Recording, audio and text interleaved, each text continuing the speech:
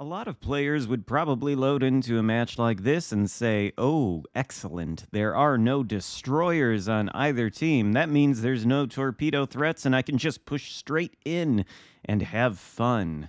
At least a lot of battleship players might say that. I, on the other hand, load into a match like this with 0 DDs and think to myself, "Oh no, we have no spotting, and now I have to spot with my face."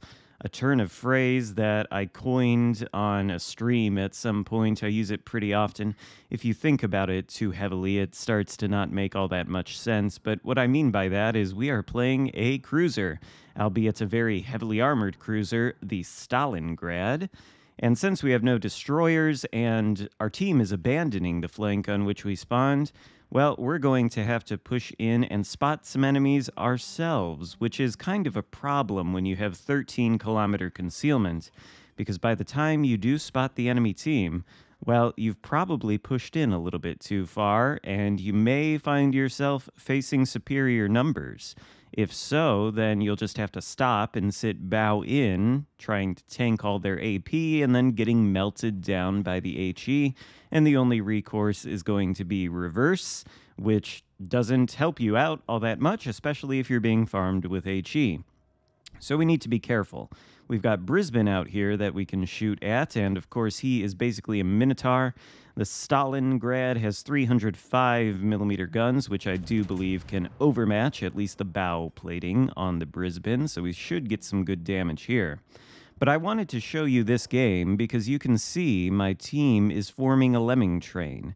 The entire team, aside from me and the battleship that spawned on this flank behind me, are headed over toward the Charlie Cap, and this is a little bit of a problem because what's going to happen now is the enemy team is going to spread out. And I want to run through a little bit of a hypothetical scenario because I think I have some good insights here for people who may find themselves facing similar situations. Let's imagine for a moment that I, in my Stalingrad, and the friendly battleship behind me also decided to head over toward the Charlie Cap, and let's say all 9 of the blue ships are somewhere between Bravo and Charlie right now. Well, we can't see it on the mini-map yet, but we do note that the Alpha Cap is turning red, and it turns out that there are 4 enemy ships on this Alpha flank, 2 cruisers and 2 battleships, although one of the battleships is quite far out there. But imagine if I and the battleship behind me were not here and instead we were on the other side of the map. Well, these 4 ships on this flank would simply be able to walk into the Alpha Cap as they are doing now.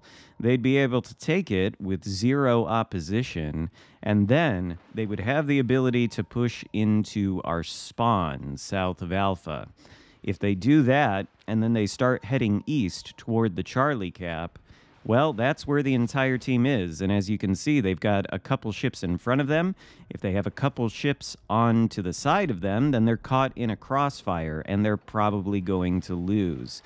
This is why you don't want your team to form a lemming train like this.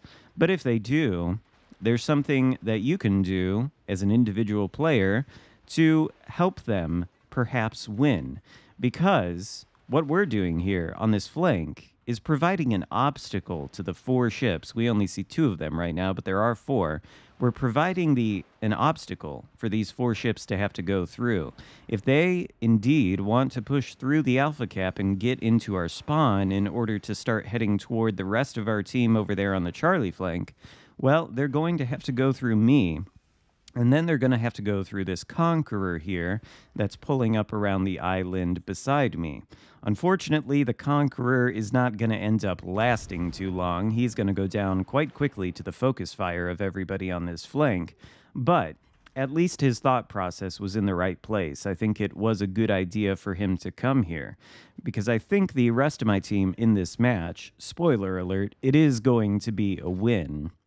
I think the rest of my team in this match may be under the mistaken impression that their actions over at the Charlie Cap are what won the game for them, but that is not the case. It is true that we do have 7 ships over there by the Charlie Cap, and they are squaring off against 3, maybe 5 ships. So they have the numbers advantage, and that is going to make it more likely that they're going to come out on top. But that only works because me and the Conqueror are over on this flank, tying up the rest of the team, who I think would otherwise, by this point, have pushed into the flank of all the blue ships over there by Charlie and have them caught in a hopeless crossfire, which would spell the defeat of the blue team.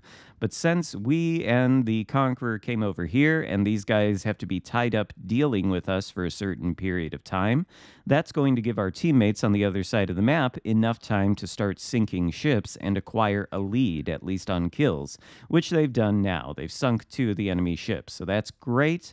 But again, this only works because somebody's over here to tie up the enemy team. And the Stalingrad, by the way, is a very, very good ship for doing just that because it is ridiculously well armored. But there is something else I wanted to talk about in this battle, not just about tactics to deal with a lemming train when your team forms them, although perhaps this advice is useful. I don't know. Tell me what you think in the comments. But I want to talk about the nerf that the Stalingrad got in this most recent update. It's a similar nerf to what the Alaska got. And the reasons behind the nerf for the Stalingrad and Alaska are essentially the same, according to Wargaming's logic here. What they did was they messed with the HP distribution on the Stalingrad. You see, every ship in this game has certain parts to it. There are things like the bow, the stern, the superstructure, etc. Each one of these parts has its own HP pool. And so if you're targeting, for example, the superstructure, you can remove a lot of HP from it for a period of time. But eventually, you'll start getting diminishing returns on your salvos. Your shells will start doing less damage overall to the superstructure after it's been shot enough times, because it's exhausted its HP pool and has become saturated. So what Wargaming has done is they have increased the HP of all these various different parts of the ship in order to make it so that it doesn't get saturated as quickly. And that means the enemy team can get more damage. So overall, theoretically, the ship is less tanky. This is what Wargaming did to the Stalingrad and what they did to the Alaska in the current update. However, I don't really think either nerf for either ship has done anything to make them meaningfully less tanky. And the tankiness on Stalingrad, I submit to you, is perhaps a little bit of a problem. Now, this opinion of mine may not be all that popular with those owners of the Stalingrad, but I think for the overall health of the game and, for reasonable balancing, there's a concern here. Because the Stalingrad, let's just take a moment to think about what it is. Well, it is a cruiser with 65,000 HP. That's a very big HP pool. It's got 305mm guns, 9 of them. They're quite accurate, although sometimes the dispersion can absolutely troll you. But otherwise, they are quite accurate, and they have penetration that puts some battleships in this game to shame. They can wreck other cruisers, they can wreck battleships easily, and they can do this all from a relatively stealthy cruiser hull. Right now, we're running the Ivan B. Delightful commander, whose skill in the 4th row improves the accuracy of the guns at the expense of reducing the concealment. So we have a 13-kilometer concealment, but of course, if you use somebody like Kuznetsov that doesn't debuff the concealment in order to get some sort of benefit from one of the skills, then you can have a concealment in the low 12 km range, which means you're quite stealthy. And then you've got these crazy guns that do ridiculous damage, and you've got the Russian long-range, albeit short-duration radar. This is a very powerful package on a cruiser hull, and yet it's got an armor scheme like a battleship. As we all know, the Stalingrad has 32mm plating on the bow and the stern. And I think that right there might be the key if what Wargaming is doing is looking to solve the problem of the ship being too tanky. There is, in fact, a solution for it. As we shoot this Schroeder with HE rather than AP and switch to the AP to hopefully take him out, let's take a look at something here. You see this? This is the Stalingrad's armor scheme on World of Warships PC. And you'll note that, unlike on Legends, the upper bow plating and also the stern plating are both 25 millimeters. Now, of course, it still has that icebreaker along the waterline for the bow to protect the citadel, but the upper bow portion is at least overmatchable by pretty much any battleship the Stalingrad is likely to encounter. Now, the Stalingrad is still quite tanky, of course, because the side armor is very robust, the deck armor is great, and if you angle the thing, you can absolutely bounce battleship shells. But if you just sit bow in, at least battleships with the ability to overmatch you have a way to deal some consistent damage, so long as their shells do hit your bow. I think if Wargaming thinks the Stalingrad is too tanky in World of Warships Legends, perhaps the thing to do is to reduce the value of the bow armor. Maybe not necessarily to 25 if that seems too low, because of course that can be overmatched not only by 406mm guns, but by 380s. So perhaps they could reduce it to 27mm, and then it could be overmatched by 406mm guns and larger.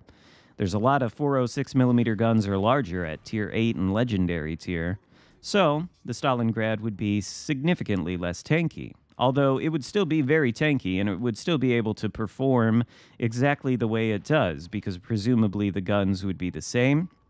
And if you have great guns like this and a little bit less armor, well, you just have to play a little bit more carefully. You can't just go bow in and do silly things, right?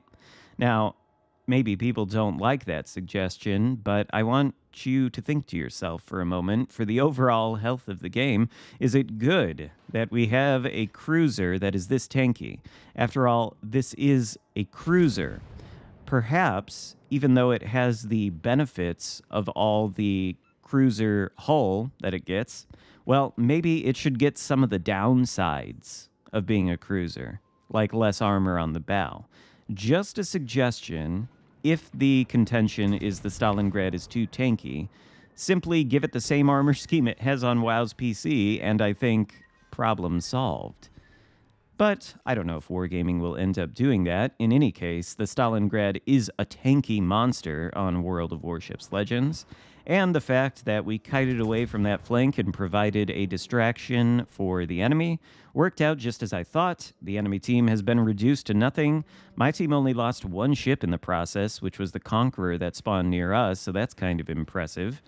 But the lemming train, not a good idea. I wish people wouldn't do it as often, or if they do, well, at least you have somebody on your team that recognizes somebody's got to play the flank that's been abandoned. That's what we did in this game, and that, I think, is what got us the win and the most XP on the leaderboard. I don't think that is an accident either.